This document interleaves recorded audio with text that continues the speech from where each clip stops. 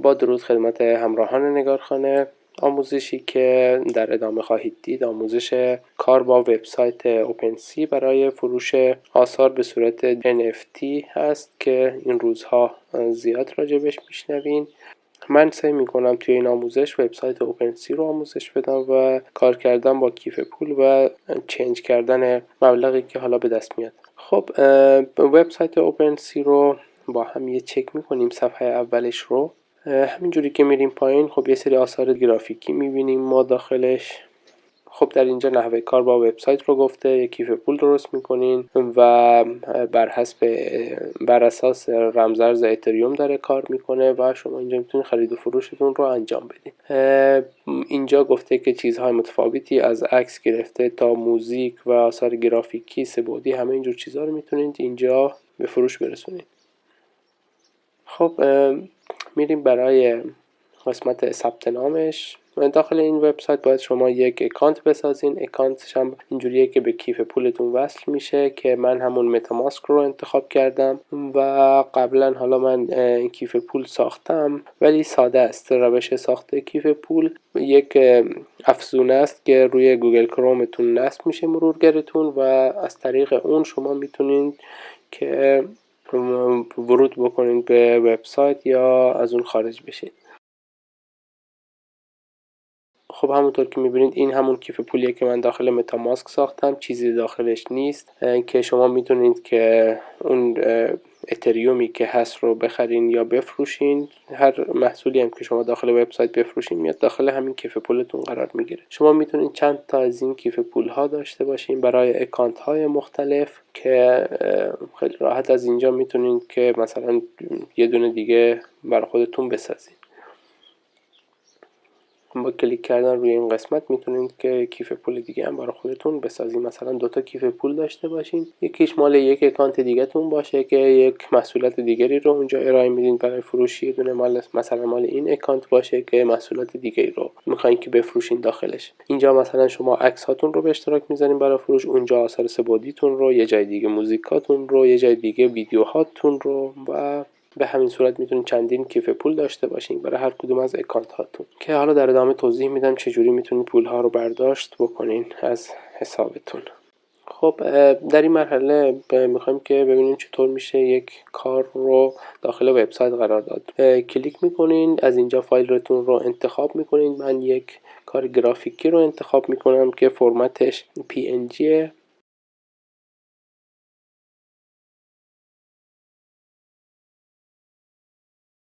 یک اسم براش انتخاب میکنید توی این قسمت. اگر که این کارتون داخل سایت دیگه قرار گرفته یا لینکی هست میتونید اینجا قرار بدین. توی این قسمت هم توضیحات رو میتونید بنویسین راجع به این اثرتون که حالا میتونه برای جذب مخاطب و فروشتون مفید باشن این توضیحات.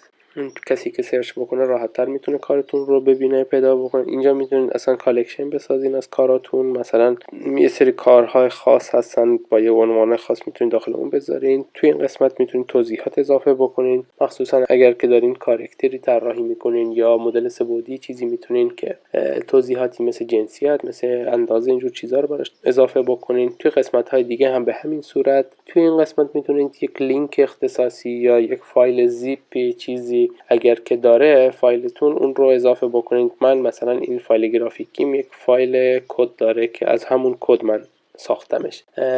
این کد رو آپلود میکنم و لینکش رو میذارم. کسی که بخواد این کار من رو بخره اون کد رو هم بهش میدم که داخل هر نرم افزاری اون کد رو کپی پست بکنه میتونه اون اثر گرافیکی رو داشته باشه، حالا هم نرم افزارهای سه‌بعدی هم 2 بعدی. و اینجا که میزان این که آیا چیز حساسی داره داخلش یا نداره. اینجا رمزارزی رو که میخواین که توسط اون به فروش برسه، خرید یا فروش بشه، اثرتون رو انتخاب میکنید. اینجا 2 تا فعلا رمزارز داریم، یکی هم همون اتریومه، یکی هم همون پالیگانه. پالیگان رو اگر که انتخاب بکنید محدود نیست تعداد فروشتون، ولی اگر که اتریوم رو انتخاب بکنید فقط میتونید یه دونه ازش بفروشین. یک تفاوت دیگه هم که داره اینه که اگر که اتریوم رو انتخاب بکنین، اتریوم باید همون مقداری که شما برای فروشتون انتخاب میکنین باید همون قدر هم داخل کیف پول خودتون داشته باشین که اون رو در واقع نگه میداره وبسایت. ولی برای پولیگان نیازی نیست که شما کیف پولتون پولی چیزی داشته باشه، میتونید بدون با کیف پول خالی هم آثارتون رو برای فروش بذارین. خب اینجا ساخته شد مرحله اولش و من میتونم از اینجا کارم رو، الان کار داخل پروفایل من قرار گرفته. من اگر که بخوام این کار رو بفروشم روی سل کلیک میکنم. خب مبلغش رو تعیین میکنم. اینجا کارمزد رو به من میگه که اگر که اثر شما فروش بره ما اینقدر کارمزد از شما میگیریم در ازای این، و کلا درآمد این وبسایت هم از همینه، از کارمزدهایی که برای فروش اثر میگیره. خب اونجا من مبلغ رو تعیین میکنم که چقدر باشه مبلغی که میخوام این اثر رو بفروشم. پایینش به دلار هم مینویسه، اینجا مینویسه که حتما باید کمتر از این مقدار نباشه. مبلغ رو انتخاب میکنم و مدتی که میخوام برای فروش در واقع گذاشته باشه این کارم، مثلا 1 ماه من میتونم این رو بذارم برای حالا فروش، که توی این 1 ماه میتونن بخرنش این کار من رو. محدودیت زمان خرید. خب از اینجا همطور که میبینید برای هر پیامی رد و بدل میشه بین اون ولتتون، کیف پولتون و وبسایت. این دوتا به هم دیگه وصل هستن و هی کد میدن به هم دیگه و کد میگیرن. الان گفته بود که شما الان روی شبکه اتریوم هستی، باید سویچ کنید روی همون پالیگان. من سویچ رو زدم. الان میگه که باید تایید کنی مبلغ رو که اگر که واریز شد بره به کیف پولت. خب تایید کردم و تمام. الان این اثر NFT اینجا قرار گرفته داخل پروفایل من و اگر بخوام کنسلش هم بکنم میتونم از قسمت بالا کنسل کنم فروشم رو. به این مقدار من میخوام این رو بفروشم و الان دیگه وقتشه که به اشتراک بذارم شبکه‌های اجتماعی اینور اونور که بیان افراد و اون رو بخرن. خب اگر که اثرتون فروش رفت، حالا چطور اون پول رو برداشت بکنین؟ شما وقتی که اثرتون فروش بره داخل کیف پولتون، موقعی که لاگین بشین داخل وبسایت میاد اون مبلغه میاد، روی سند کلیک میکنید و آدرس کیف پولتون رو اینجا وارد میکنید تا اون مبلغ منتقل بشه به حساب خودتون.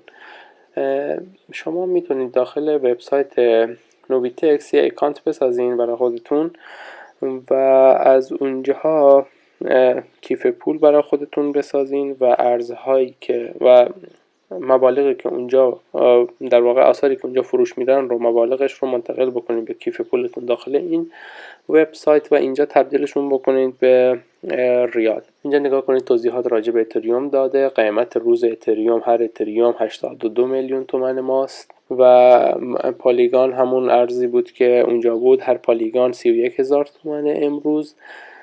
که خب توضیحاتش هم راجع به این رمز ارز اینجا داده شد. خب شما اکانت که ساختین، قسمت راست منو کیف های من رو انتخاب میکنین و میان اون رمز ارزی که قصد دارین از اون وبسایت اوپنسی انتقال بدین به این وبسایت رو پیدا میکنید، مثلا پالیگان، و روی قسمت واریز کلیک میکنین. از این قسمت شما کیف پولتون رو میسازین یا آدرس به شما میده.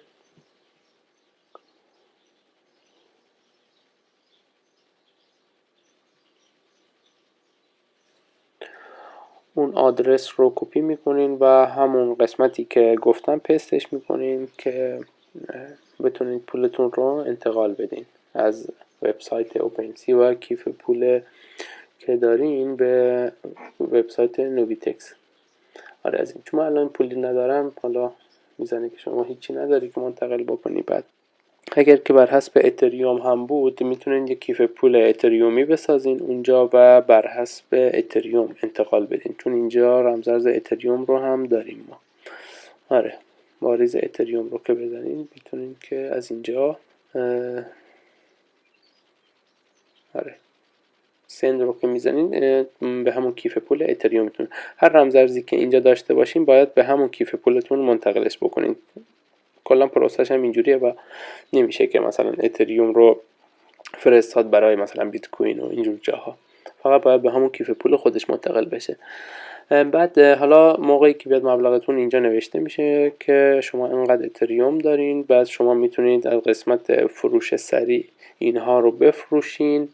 از این قسمت میان قسمت فروش، از اینجا رمزارز کیف پولتون رو انتخاب میکنید، مقداری که میخواین بفروشین رو انتخاب میکنین، بهتون قیمت میده و فروش رو میزنین، پول میاد به حسابتون بر حسب ریالی. شماره حساب و اینا رو هم تو قسمت ثبت نام سایت از شما میخواد که وارد بکنید. امیدوارم براتون مفید بوده باشه این آموزش و بتونید از این راه تولید اثر و درآمدزایی خوبی داشته باشین.